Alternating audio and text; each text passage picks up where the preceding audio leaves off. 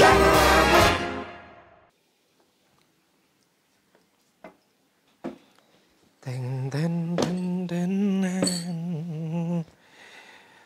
con cô bác thân mến, dạ kính chào bà con cô bác buổi sáng. Dạ hôm nay tiếp tục là buổi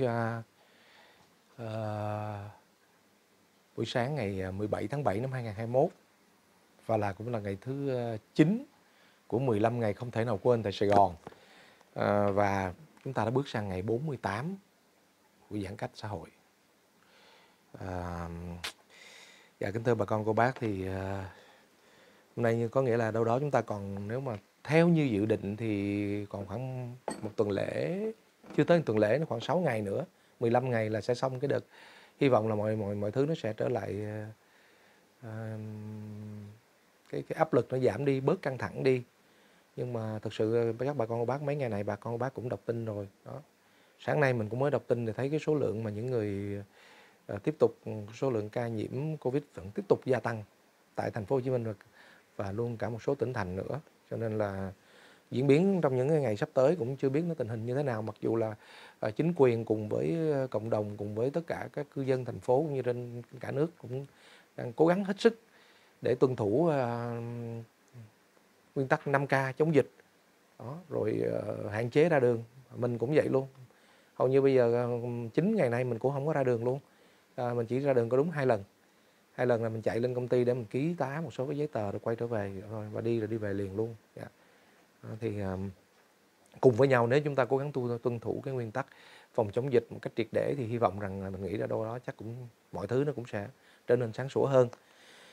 Không biết bà con bác ở nhà có đọc cái cuốn này chưa ta? Dạ đây, Hành trình về phương Đông. Trời ơi, mấy bữa nay mình ở nhà mình luyện cái cuốn này với cái cuốn dạ Hành trình về phương Đông của tác giả là dịch giả Nguyên Phong. Dạ. Tác giả là Bear T. Spalding. Dạ hay lắm, cuốn này cực kỳ hay luôn. Đó, mình đọc đi đọc lại, trước đây mình đọc cũng mấy lần rồi, bây giờ mình đọc lại. Đó. Mà đọc càng kỹ càng thấy hay, nó có rất nhiều cái ý mà cho thấy hay lắm thật sự luôn. Hành trình về phương Đông mở ra một chân trời mới về Đông Tây gặp nhau để khoa học minh triết hội ngộ, để hiện đại cổ xưa giao duyên, để đất trời là một. Thế giới vì vậy đã trở nên hài hòa hơn, rộng mở, chịu kỳ hơn và do đó nhân văn hơn. Dạ, thật sự luôn á.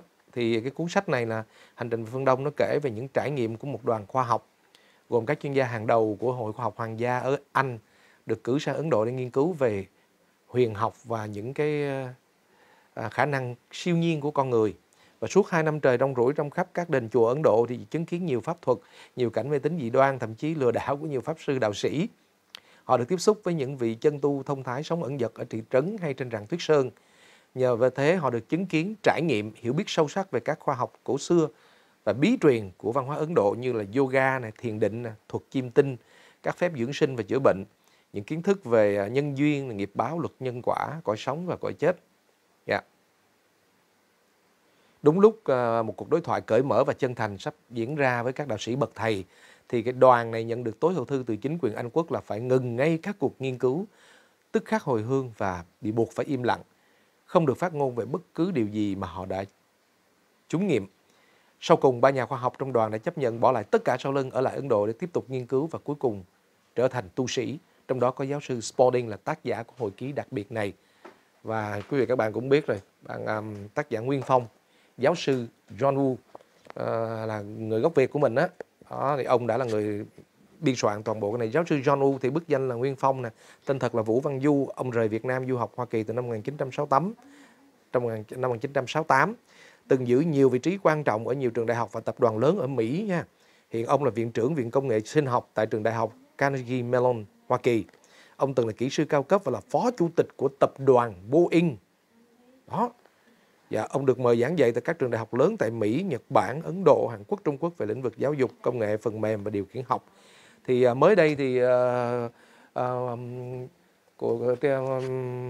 tiến sĩ John Woo này, tiến sĩ John Woo với tiến sĩ John Woo hay còn gọi là với bút danh Nguyên Phong, thì tiến sĩ đã cùng với lại nhà sách Trí Việt đã phát hành một cái bộ là Muôn kiếp nhân sinh. Đó. Mà ra đúng tập 2 rồi. Dạ, tập 1 là tập 2, mình có tập 1, mình cũng đang đọc tập 1 gần hết rồi, và tập 2 cũng đang muốn tìm để mua tiếp để đọc. Dạ. Đọc cái cuốn này thì mình tin chắc bà con cô bác nào đọc mà hiểu được suy gẫm được thì sẽ ngộ ra rất là nhiều chân lý của cái cuộc sống thực tế. Dạ. Đó thì buổi sáng hôm nay thì là tiếp tục luyện tiếp. Dạ, ở nhà mấy hôm nay thì thật nó chia sẻ với bà con cô bác là mình quay lại những cái video này để chia sẻ lại cái nhật ký, nó giống như nhật ký của những ngày tháng mà không thể nào quên đó bà con. Dạ, năm ngoái mình cũng làm nhật ký rồi. Năm ngoái là cái năm mà mùa là khi mà bắt đầu corona bắt đầu tấn công toàn cầu, thì lúc đó mình cũng có ghi lại một số cái tư liệu. Hôm nay thì mình cũng ghi lại cái nhật ký thôi, để sau này mình về già rồi mở lại coi, con cháu nó cũng biết là ông bà cô chú nó cũng đã từng trải qua một cái thời kỳ như vậy. Đúng không bà con cô bác? Dạ. Đúng là những cái, phải nói là những cái khoảnh khắc, những cái thời gian mà thời điểm lịch sử luôn á. Dạ. Rồi còn buổi sáng ngày hôm nay thì Coleman sẽ ăn gì và uống gì? Đó là cái điều mà chắc chắn là tất cả bà con cô bác đều suy nghĩ. Mà đương nhiên mình thật ra mình cũng vui lắm. Khán giả của mình thì không có đông lắm. Dạ. Cái kênh của mình thì không có đông người lắm. Dạ. Nhưng mà những cái chia sẻ của mình thì bà con cô bác rất là yêu thương, rất là ủng hộ, và mình cũng thật sự mình làm YouTube mình cũng không có suy nghĩ gì mưu cầu là phải mỗi clip lên là phải cả triệu view gì hết. Từ lúc bắt đầu làm cho tới bây giờ là vừa tròn 3 năm, hơn 3 năm tháng 5, có nghĩa là 3 năm và 2 tháng, chính xác là 3 năm 2 tháng con mình làm YouTube rồi. Và cái điều mà mình rất là vui là cho tới giờ phút này mình cũng chưa có một ngày nào mà mình không có video. Và thậm chí có những thời gian mà mình hơi bận bịu một chút xíu thì đó, giống như những thời gian vừa rồi này thì thật sự là vừa bận mà vừa đầu óc là phải tập trung rất là nhiều thứ để nghĩ những cái giải pháp đối phó với cái tình trạng hiện tại. Trong cái tình trạng những hoàn cảnh khắc nghiệt hiện tại thì một ngày có hôm comment cũng chỉ làm có một video thôi, và mình cũng cố gắng là không có ngày nào bỏ mất một ngày nào, cho tới giờ phút này 3 năm 2 tháng hơn rồi chưa có một ngày nào mình không có làm YouTube. Nhớ thời gian lúc đầu mình làm một ngày mà con biết không, một ngày là mình có một ngày thì mình làm tới một ngày có khi là mình làm tới 5 video luôn. Có những cái ngày mà lúc đầu thời gian đầu mình làm một ngày 4-5 video, rồi từ từ cái giảm dần xuống 3 video, rồi bà con nói quá, làm nhiều quá coi không kịp. Làm thì vui đó, hay đó, nhưng mà coi không kịp. Rồi có ngày thì mình làm 2 video, rồi thời gian một thời gian này khoảng 2 năm trở lại, khoảng 1 năm trở lại đây là mình làm một ngày 2 video. Dạ, làm một ngày 2 video thôi. Rồi thời gian gần đây thì có ngày 1, có ngày 2, có ngày 1, ngày 2, và bây giờ cũng cố gắng vậy. Yeah. Thì vì mình cũng biết rằng là đó là cái sự tôn trọng với khán giả thôi. Đâu đó có cái kênh của Coleman thì được 2 triệu người, hơn 2 triệu người theo dõi, và đương nhiên là cũng không phải lúc nào bà con cũng có thời gian xem hết, nhưng mà thôi kệ, mình cứ rồi khán giả yêu thương ủng hộ Coleman cũng rất là đông. Thật sự bà con của bác xem của mình là không chỉ là trong nước mà đặc biệt là các cái bà con kiều bào ở nước ngoài xem cái kênh của Coleman cũng khá đông. Bởi vì sao mình hay chia sẻ về hình ảnh, về văn hóa đất nước, con người Việt Nam, mà mình đi đâu mình thấy có gì hay mình chia sẻ lại. Dạ. Cái cách làm nội dung YouTube mình đơn giản vậy. Và cảm ơn bà con của bác đã ủng hộ cho Coleman, cho cái kênh YouTube của Coleman đã 3 năm và 2 tháng. Và cũng mong bà con của bác tiếp tục ủng hộ, động viên cho mình để mình không có bỏ sót một ngày nào. Mình sẽ cố gắng đang đặt ra một mục tiêu thôi, cố gắng là trong vòng 5 năm là sẽ làm liên tục, không có ngưng một ngày nào luôn. Dạ. Và cũng chỉ mong là trời Phật thương cho mình sức khỏe để mình có thể thực hiện được. Chứ còn nói mà muốn 5 năm hay 10 năm gì đi nữa mà chỉ cần đổ bệnh mà ngã xuống một cái là coi như hết, đâu có quay cuối gì được đâu, đúng không bà con? Và cũng thật sự cũng chia sẻ với bà con luôn là trong cái đợt này cũng vậy đó. Ở cái phường mình đang ở quận 7, ở phường Tân Thuận Đông của mình là một trong những cái phường mà coi như là phải cách ly rất là nghiêm ngặt luôn. Dạ, phải phong tỏa luôn á, phong tỏa nghiêm ngặt luôn á. Cho nên là mình cũng hạn chế, mình không có được đi ra ngoài. Mình cũng không có mình cũng hoàn toàn mình vẫn có thể giải quyết công việc, thì vì là lý do công việc bức thiết mình vẫn đi được. Tại vì ở cái vị trí công việc của mình đó thì bà con cũng biết là mình còn hoàn toàn có thể đi được chứ sao không được. Đó. Nhưng mà tuân thủ, dạ, tuân thủ. Với thứ hai nữa là toàn thể các anh em ở công ty cũng nói anh ơi, anh mà sức khỏe anh có vấn đề gì thì mệt lắm. Dạ. Cho nên mình nghĩ đi, đúng là nhiều khi mình cũng hơi chủ quan. Cho nên chính vì vậy thật ra mình nhìn thấy ngoài kia rất là nhiều điểm phong tỏa, mình cũng rất muốn đi giúp bà con. Cho nên là đã có Khương Dừa, coi như là Khương Dừa làm cái việc đó thì cũng là một phần, Khương Dừa cũng là một thành viên của công ty. Đó, bữa giờ các bạn cũng có hỏi sao thấy Khương Dừa đi mà anh không đi, thì bây giờ một trong hai người thì bây giờ cái tình hình của anh của Coleman bây giờ đang như thế này thì comment đâu có đi ra được, phải hạn chế tối đa không đi ra. Cái thứ hai nữa là nói gì nói phải giữ đó, tại vì cái người đứng đầu mà có chuyện gì cái là lập tức là 800-900 người còn lại, rồi còn bao nhiêu công việc nữa, không mình sợ cũng khó. Đó. Ai là người sẽ chỉ huy, và cái thời điểm này là cái thời điểm mà phải đưa ra những cái quyết định rất là cấp bách. Cho nên mình thấy đội ngũ anh em nó khuyên nhủ vậy thì mình thấy cũng hợp lý. Chứ tính nói thật với bà con là comment cũng không có sợ gì đâu. Đó. Ở nhà cũng bị bà xã la ngoài nói trời ơi cái gì mà dịch mà cứ đi quay liên tục, đi chỗ này đi chỗ kia, rồi đi giao hàng rồi tiếp xúc tùm lum, nói chứ bây giờ mình không làm thì ai làm. Cái thứ hai nữa mình cũng xông pha đó để cho anh em công ty các em nó thấy cái sức chiến đấu, làm lãnh đạo là phải luôn luôn xông pha ra phía trước. Thì đó là cái quan điểm làm việc của mình. Nhưng mà thời gian này bó coi như là phải coi như giống như là bó rọ vậy đó, giống như bó gối ở nhà kiểu này, ngày nào mỗi ngày như thế này thật sự là nó tù túng kinh khủng luôn bà con. Cho nên là mình nghĩ là mình có những cái cách để mình giết thời gian của mình đó. Vừa rồi mình có cái series làm bánh mì, tập làm bánh mì, cái đó nó giết thời gian kinh khủng luôn, ngày nào cũng 3-4 tiếng làm bánh mì, coi như là giết ra khá nhiều thời gian, và nó cũng làm cho mình thư giãn nữa. Rồi đọc sách, nên thời gian này bà con bác ở nhà đọc sách nè, xem phim, chứ vậy thôi giờ sao nữa. Rồi giải quyết công việc thì thời gian mà giải quyết công việc nó cũng sẽ giảm đi đó, nhưng mà nó ít nhiều thì nó có thời gian dành cho gia đình. Ở nhà mình bà xã mà vui lắm, với mấy đứa nhỏ, nói thiệt luôn, nó nhỏ thôi rất là vui là tại vì á, trời ơi chưa bao giờ mà thấy ba ở nhà nhiều vậy luôn đó. Thì cũng không biết lúc nào chán nữa, nhưng mà thôi kệ. Rồi còn bây giờ quay trở lại với cái chương trình sáng hôm nay đó, thì bà con bác nhìn thấy là ở trên cái bàn này nãy ngay từ đầu là chắc chắn là một số các bạn mà không thích mình đó, thì các bạn cũng sẽ nói ôi bắt đầu tới sặc mùi quảng cáo. Dạ chứ sao, giờ bán hàng mà không quảng cáo, không truyền thông thì ai biết.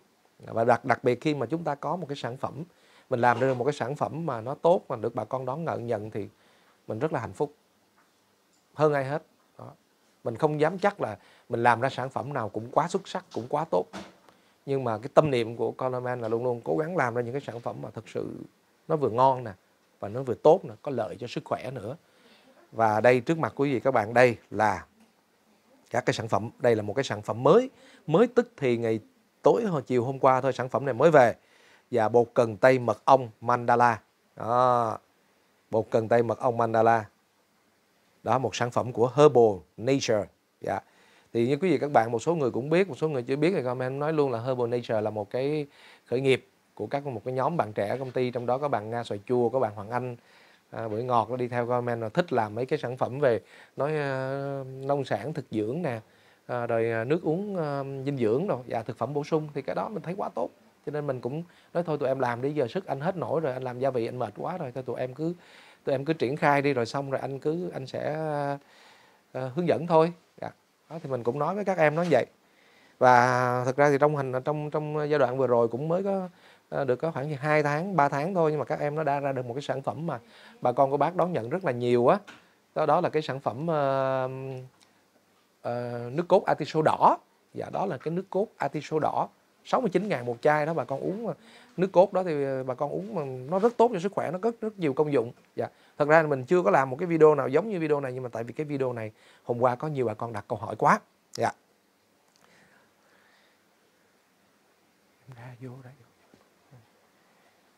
Đó, thì bây giờ thì hôm nay thì mình cũng xin giới thiệu lại đó, cái bột cần tây mật ong như bà con của bác cũng biết rồi. Mình trong cái thực phẩm mà bà con bác mình ăn á, thì mình rất thích ăn cần tây. Cần tây nó vừa ngon đó, trong thực phẩm cần tây mà xào bò cũng ngon, đúng không? Rồi các làm trong các món ăn thì nó khá là ngon. Chính vì vậy cho nên là mà một cái điều mà bà con thích ăn cần tây nữa, nó là theo nhìn biết là vì nó không có chứa chất béo. Đó, cái cần tây nó không hề có chứa chất béo, cho nên chính vì vậy mà bà con của bác rất thích. Đó. Thì chính vì vậy cho nên là sau này một số nhà khoa học họ đã nghiên cứu ra các sản phẩm mà vừa rồi là người Nhật. Đó, bên phía Nhật họ rất chuộng cái sản phẩm này, đó là bột cần tây mật ong. Cái tên tiếng Anh nó là Honey Celery Powder. Honey Celery Powder. Dạ. Đó. Và thưa quý vị các bạn, thì đây là cái sản phẩm đó, Uni Mandala. Đó. Đây là một sản phẩm của Herbal Nature và nha. Đó bà con cô bác, và mình hợp tác với các bạn hợp tác với một đơn vị sản xuất. Đó, một cái công ty này cũng rất là quen thuộc. Dạ. Và công ty này là đối tác làm với Coleman các cái sản phẩm cà phê hòa tan này, rồi các cái sản phẩm hòa tan, rồi tiếp theo đây là cái bột cần tây. Đây là một cái đơn vị làm rất là uy tín luôn ạ. Và công thức thì là bên phía bộ đội ngũ phát triển và nghiên cứu mình đưa qua bên đó thì họ sản xuất giúp cho mình, chứ mình đâu có làm sản xuất. Cái này mình cũng nói thẳng với bà con cô bác từ ngay từ đầu. Dạ, đó công ty đó có tên là công ty nông sản Minh Phương. Dạ, cũng chẳng giấu gì, quảng bá dùm cho ông anh luôn. Đây, dạ, một cái hộp cần tây hiện tại của Uni Mandala, mình không biết trên thị trường nó có rất nhiều sản phẩm, nhưng cái sản phẩm hiện tại của hộp cần tây mật ong này là một cái hộp như vậy là, dạ, nó có 14 gói. Dạ, mà một gói như vậy là 3,6 gram. Đó. Đó, bà con thấy bao bì khá đẹp ha. Rồi, còn hạn sử dụng thì khá lâu nha, bà con bác yên tâm. 24 tháng kể từ ngày sản xuất. Đó, ngày sản xuất ngày 15 tháng 7 năm 2021, mà ngày hôm qua mới về được, tại vì lý do là dịch đồ, rồi nói chung là phong tỏa cách ly đồ đó, họ sản xuất cũng bị chậm một ngày. Xong rồi bà con bác hỏi quá, mình cũng rất ấy nấy, cho nên hôm qua vừa về là lập tức phải livestream liền.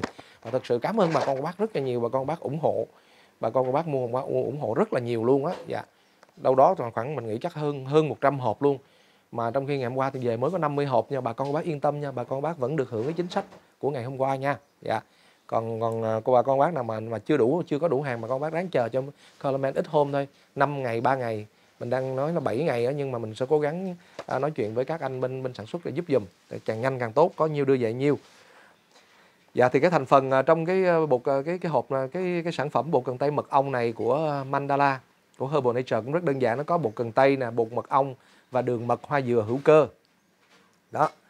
Dạ, thì cái bột cần tây này được sấy thăng hoa theo công nghệ Nhật Bản, cho chính vì vậy cho nên nó đảm bảo nó đảm bảo giữ nguyên được tất cả các dưỡng chất tự nhiên nha. Cái công nghệ sấy thăng hoa Nhật Bản này nó giúp cho cái nguyên liệu này sau khi mình sấy ra thành bột, nó vẫn đảm bảo được dưỡng chất 100% luôn.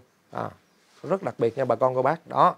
Cái thứ hai nữa là cái cần tây này nó được cái bột cần tây này được chiết xuất từ 100 cần tây tươi sạch 100% luôn. Cái nguồn nguyên liệu phải tươi sạch trước.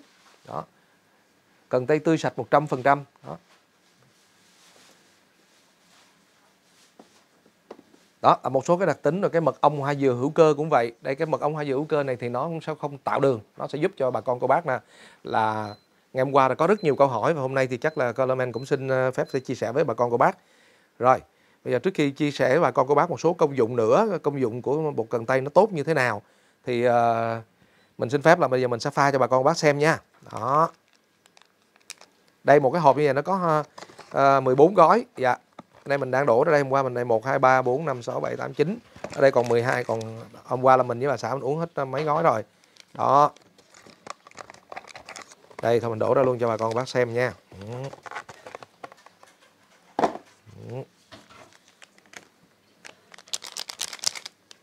Dạ, một cái hộp này trọng lượng tịnh là khoảng gần 4 gram. Dạ.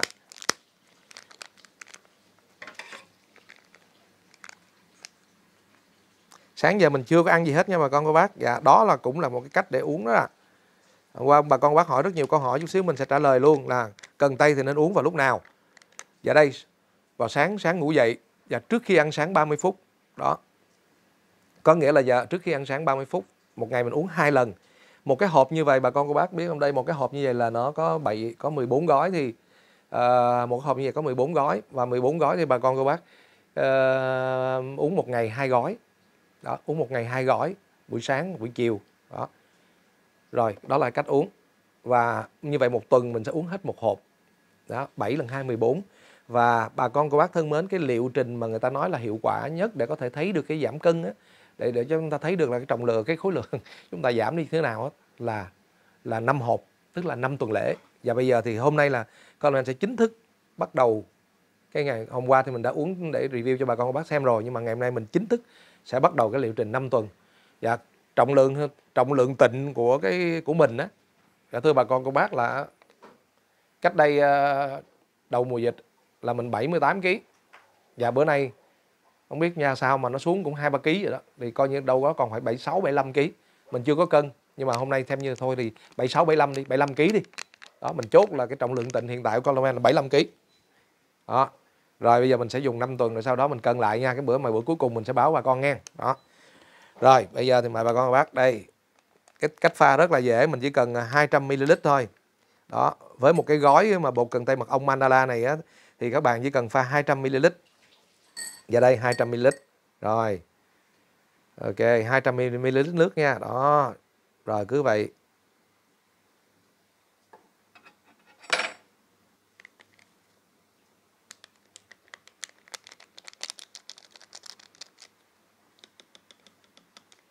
Dạ rồi, xong. Bây giờ bắt đầu mình sẽ quậy đều lên, khuấy đều lên. Và cái nước này thì bà con bác thân mến, thì chúng ta cũng không cần là không cần nước nóng đâu. Dạ, nước nguội cũng được, không thành vấn đề luôn. Dạ. Rồi nếu bà con của bác nào thích uống lạnh đó, thì mình pha lạnh, rồi cái mùi nó dậy lên rất là thơm nha bà con bác. Đó. Đây, khi mà chúng ta quậy nó này, nó vẫn dính đây nè. Đó. Cái màu nó ra vậy đó.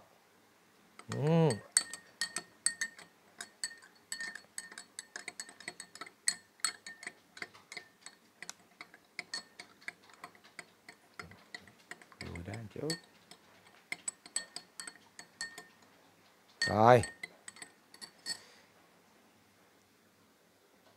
Thơm lắm bà con ơi, cái mùi cần tây cực kỳ thơm luôn. Nó thơm giống y như cái cần tây mà mình ăn cơm vậy đó. Dạ, nhưng mà cái mùi này không phải ai cũng chịu được đâu nha. Đó, một số bạn thì ăn cũng một số bạn không ăn được cần tây là cũng vì vậy á, vì cái mùi. Chính vì vậy cho nên cái bột cần tây này, nếu mà chúng ta mà xay nước, làm nước ép, rất nhiều người làm nước ép uống tươi á, thì mình làm nước ép uống tươi thì uống cũng được, cũng rất là tốt luôn. Dạ. Nhưng mà nước ép uống tươi thì mình cũng nói với bà con của bác là nếu mà nước ép uống tươi thì một số người cái mùi chịu không được. Chính vì vậy cho nên bây giờ mình làm ra cái chuyện mà sấy thăng hoa theo công nghệ Nhật Bản, nó ra thành giống như tinh bột vậy nè. Đó, nó ra thành tinh bột như vậy. Rồi có thêm cái mật ong nữa. Đó, thì nó rất là dễ uống. Cái mùi nó thơm cũng vừa phải dễ chịu. Nó thơm lắm, dễ chịu lắm, mà nó có cái mùi mật ong nữa, nó thơm, nó dịu dịu ngọt ngọt, nó dễ chịu hơn. Và một cái điều mà comment xin chia sẻ với quý vị và các bạn, đó là không ai tin luôn, một cái túi như thế này đó, chưa đầy 4 gram đó, nhưng mà pha vào một ly vậy thì nó vẫn bằng một cái ly cần tây tươi mà mình xay nha, vẫn bằng một cái ly cần tây tươi và mình ép ra đó, cần nước ép cần tây mà tươi mình ép ra đó. Cho nên thì để cho tiền cái này nó rất là tiện lợi luôn, đúng không bà con? Bà con bác nước các bạn văn phòng này, hay mình đi làm á, thì cái này mình cứ mua theo hộp rồi mình mang theo thôi đó. Sáng này, hoặc là sáng trước khi mình đi, hoặc là mình lên công ty cũng được, mang lên công ty, trước khi lên công ty ở nhà mình uống trước. Giống như bữa nay ở nhà thì dễ, nhưng hôm nào mang công ty thì mình cũng mang theo rồi trên đó trước khi ăn sáng 30 phút. Bà con bác nhớ là phải trước 30 phút nha. Cái vị nó không có ngọt, nó chỉ lờ nhẹ nhẹ thôi. Cái mật hoa dừa hữu cơ. Thì cái mật hoa này nó làm từ, dạ thưa bà con cô bác, đây nè, nó làm từ mật ong tự nhiên hoa hạt dẻ. Mật ong tự nhiên hoa hạt dẻ nha bà con cô bác. Đó. Ok. Cái này có thể uống đá được, mà mình lại không thích uống đá lắm. Đấy. Cho nên là lại có chuẩn bị ly đá nè, mình sợ ly đá nó lạc đi, mình uống vậy nó ngon hơn. Đó, mà cái này mình nếu mà được cái mình bỏ vô tủ lạnh luôn, không có mất mát gì đó bà con cô bác. Đó, pha sẵn để trong tủ lạnh, buổi sáng xuống lấy uống cũng được luôn. Dạ, nó mát lạnh đã lắm. Nhưng mà trước là cái cách uống bà con bác nhớ là một lần nữa xin nhắc là cái cách uống cái này rất là dễ nha. Đó, bà con bác pha ra vậy, xong cái cách uống là buổi sáng trước khi ăn sáng 30 phút, còn buổi chiều và trước khi ăn tối 30 phút. Còn nếu bà con mà lỡ ăn tối rồi mà muốn uống nó thì phải sau 2 tiếng, chứ là để cho sau khi mình tiêu hóa rồi thì mình mới uống. Dạ, đó là cách uống rất đơn giản. Hôm qua rất nhiều bà con bác hỏi, comment cũng chưa thuộc bài. Dạ, hôm nay con học bài rồi, coi rất nhiều tư liệu rồi cũng sẽ mới giới thiệu thêm cho bà con vậy. Và cách uống rất là đơn giản. Và sau một liệu trình 5 hộp thì bà con bác sẽ thấy cái kết quả nha. Mình không biết giảm được bao nhiêu cân, mình cũng không biết. Đó.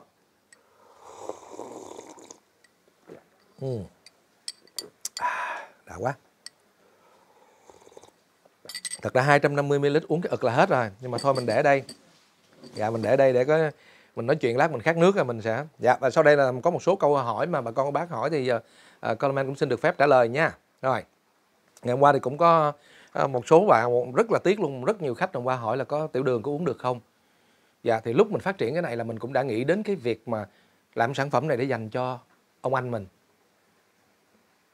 Đó, mình cũng nghĩ tới cái việc là sẽ làm cái sản phẩm này để dành cho, đầu tiên làm quà cho anh Sơn. Cái thứ hai là làm quà cho bà ngoại. Đó, bà ngoại là bà xã, là mẹ của bà xã mình đó.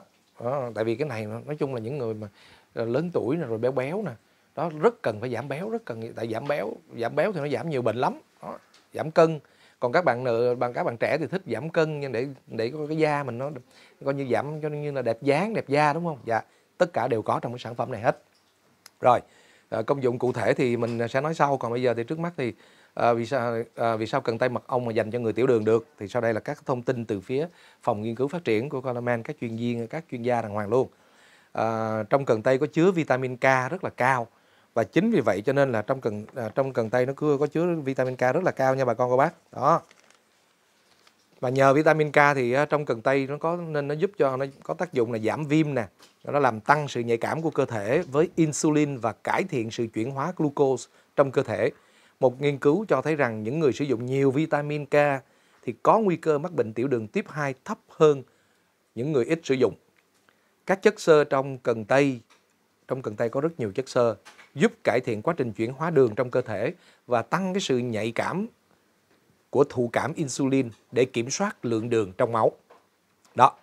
Rồi cái thứ hai nữa, mà một cái câu hỏi đi, nếu vậy thì trong mật ong, bà xã mình cũng hỏi câu y vậy. Mật ong có đường mà, mật ong tự nhiên hoạt dẻ, thế thì nó có đường thì sao? Dạ không. Mật ong thật ra không hỗ trợ đối với tiểu đường. Nhưng mà mật ong thì mang lại nhiều giá trị sức khỏe cho bệnh tim mạch nè, tăng sức đề kháng nè, thanh lọc cơ thể nè, giảm huyết áp. Đó. Mà chính vì vậy cho nên là mật ong nó sẽ giúp cho chúng ta hạ huyết áp. Thì xét về tổng thể thì sản phẩm cần tây mật ong vừa hỗ trợ tốt cho người tiểu đường, vừa cho tim mạch, tăng đề kháng, đẹp da, giảm cân. Cả ba nguyên liệu trong cái thành phần đều mang lại giá trị sức khỏe. Và lượng mật ong trong cái công thức này, trong công thức của cái bột cần tây mật ong của Manala này thì nó vừa đủ để mang lại giá trị sức khỏe, nó không ngọt nhiều, cho nên vẫn hoàn toàn an tâm cho người tiểu đường nha bà con cô bác. Đó. Rồi, rất rõ đúng không bà con cô bác ha? Rồi, dạ bà con cô bác thân mến. Đó. Tại vì cái hàm lượng nó rất là ít và nó là bông hoa tự nhiên nữa, cái gì trong tự nhiên thì chắc chắn là cái lượng đường nó rất là thấp. Đó. Và như vậy mình sử dụng cho nên nãy mình nói cái vị nó là nó không bị ngọt. Chắc chắn cái này là vẫn an toàn cho người tiểu đường nha. Đó, nhưng mà nếu bà con bằng nào tiểu đường mà chúng ta kỹ quá thì thôi, cái đó là comment không nói, nhưng mà sản phẩm này vẫn tốt cho người tiểu đường và nó giúp cho đó, những người tiểu đường thì thường liên quan đến tim mạch, liên quan đến huyết áp cao. Cái này nó giúp cho chúng ta là điều chỉnh huyết áp, nó hạ huyết áp rất tốt. Rồi kính thưa bà con cô bác, thì bên cạnh đó thì còn một số mình cũng muốn chia sẻ thêm một cái số chia sẻ thôi, một số cái công dụng cơ bản. Rồi đầu tiên thì cái này mình cũng phải nói rõ là vậy thế thì bây giờ cái cần tây thì nó tốt thì ai cũng biết rồi, rất nhiều công dụng, nhưng mà cái mà nó có gì cái tác dụng phụ hoặc là nó có cái gì mà không tốt hay không? Dạ cũng xin chia sẻ với bà con bác. Đây là một cái bài viết mà mình thấy rất là hay và nó cũng rất là công tâm từ cái báo Tiền Phong, của trang sức khỏe của báo Tiền Phong. Đó. Đó, và bây giờ mình xin đọc cho bà con cô bác nha.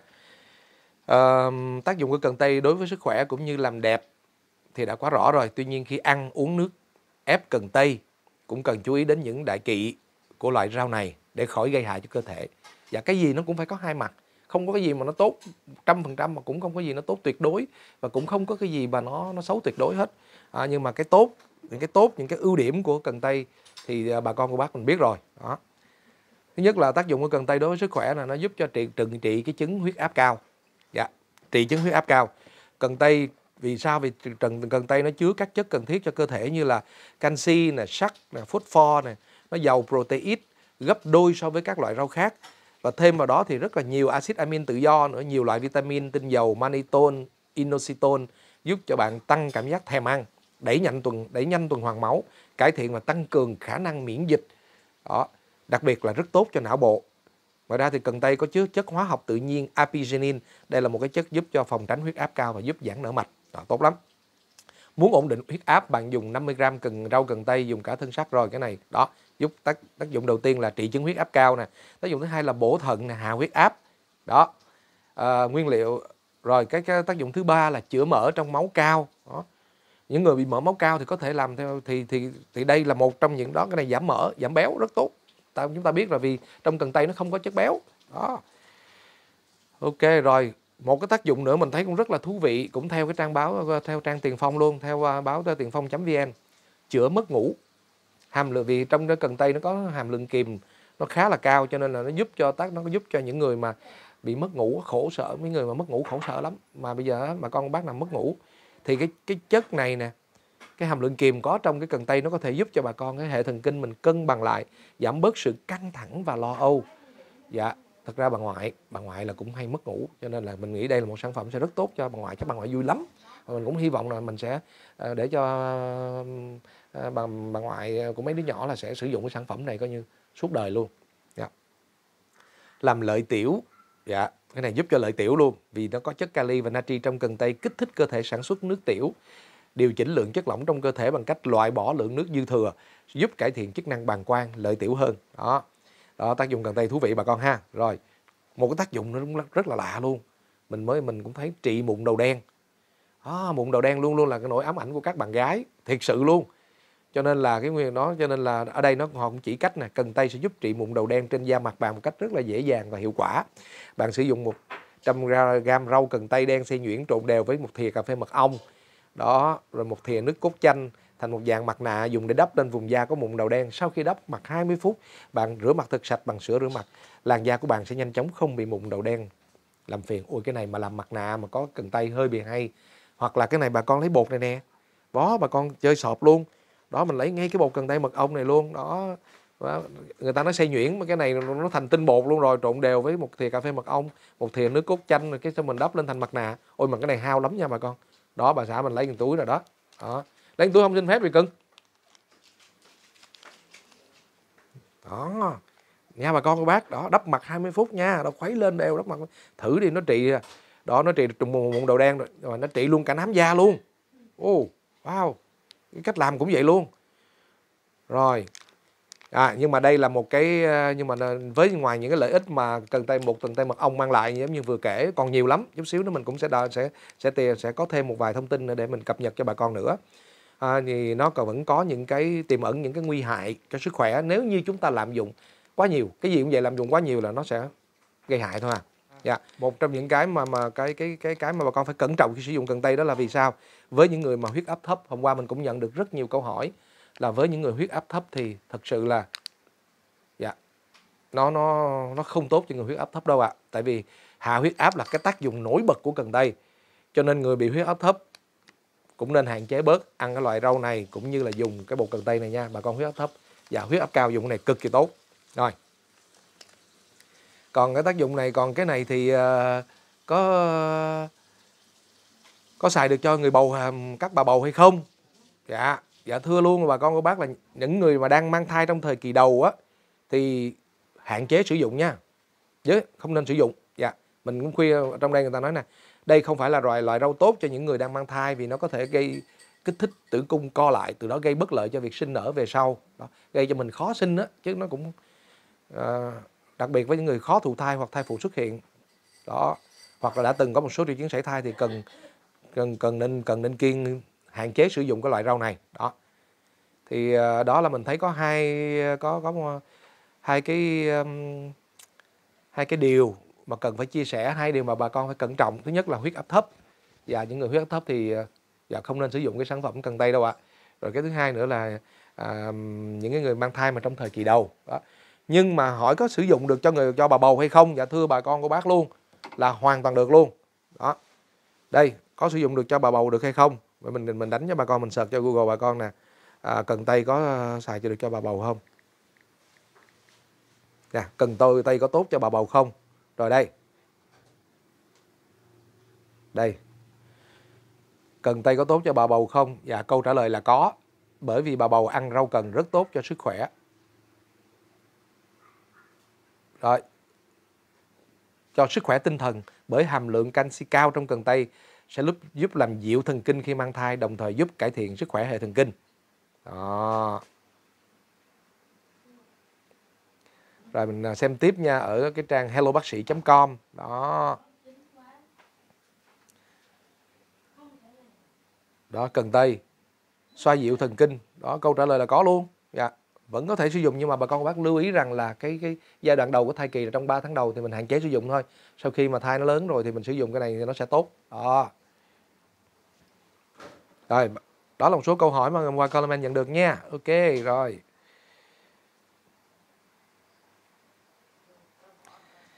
Dạ rồi, thì để coi mình cũng còn thêm cập nhật thêm một cái số cái tác dụng nữa mà ngày hôm qua mình cũng có lên tham khảo. Dạ thưa bà con cô bác, đây. Dạ cái video này thì mình xin phép được làm để chủ yếu là để cho các bà con quan tâm tới cái sản phẩm này á. Và mình cũng tin chắc rằng đó tất cả các chị em quan tâm tới các cái giải pháp và các liệu trình mà để giảm cân giảm béo này, đó mình quan tâm lắm. Cho nên là cái này là mình tìm hiểu thôi, mình đọc, mình chia sẻ từ trên các cái trang mà đó, rồi cả báo điện tử, rồi cả những chuyên gia. Dạ.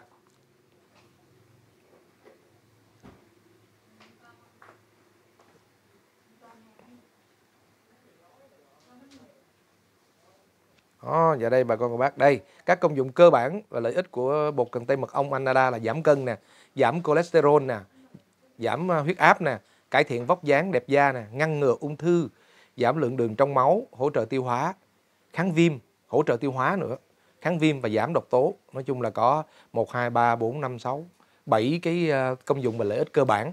Thứ nhất là giảm cân, thứ hai là giảm cholesterol và giảm huyết áp, tức là giảm béo đó.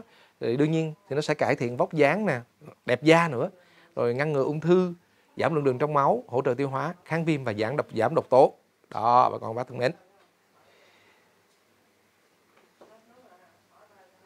Rồi còn đây là một cái chia sẻ của bạn Emma Phạm nha. Đây là một cái blogger rất nổi tiếng trên thế giới về cái công thức mà 7 ngày uống cần tây đẹp da thải độc tố của chị. Thì chị cũng đang chia sẻ đây. Dạ vâng.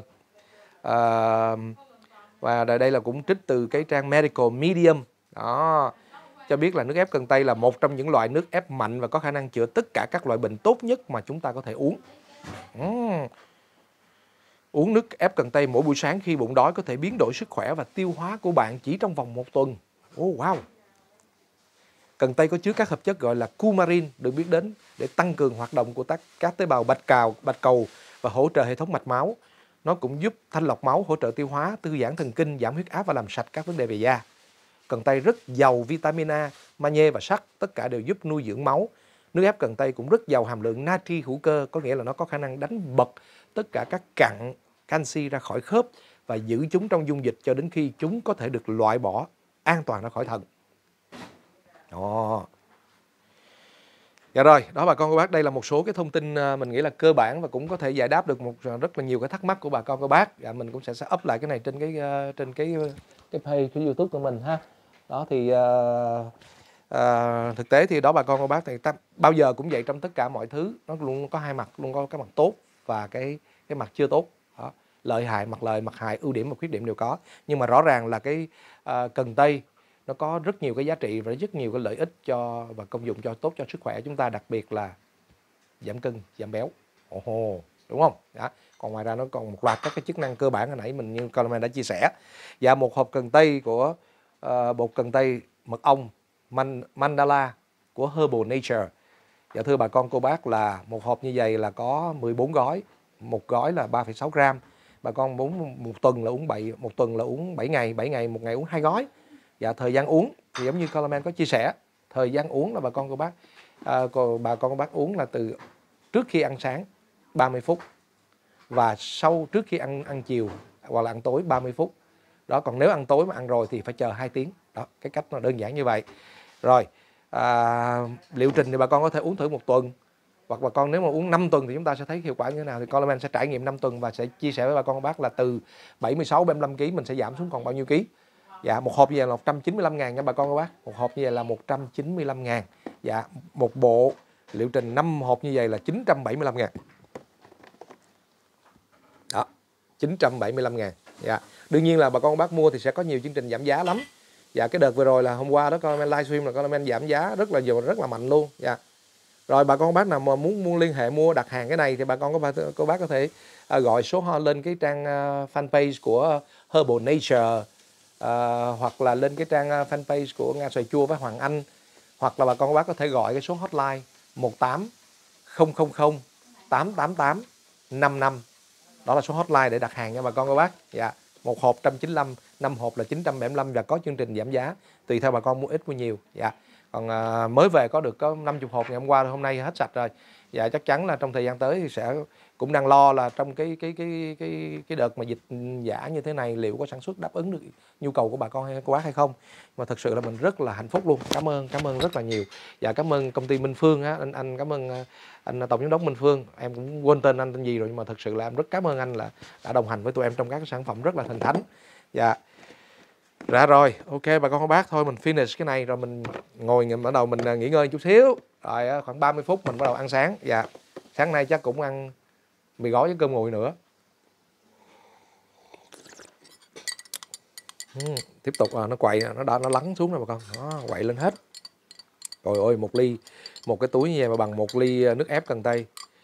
Ghê chưa? Rồi.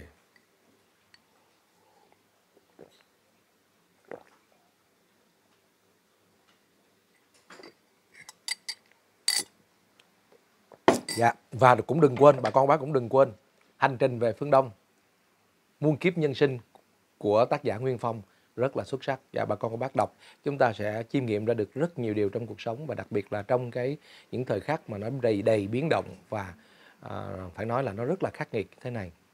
Dạ, nó đều có căn nguyên của nó nha bà con. Hay vậy luôn. Dạ, rồi sống khỏe nha bà con. Dạ, sống khỏe để tiếp tục có sức tăng cường sức đề kháng, để tiếp tục chiến đấu, để tiếp tục cùng với nhau chúng ta vượt qua đại dịch này.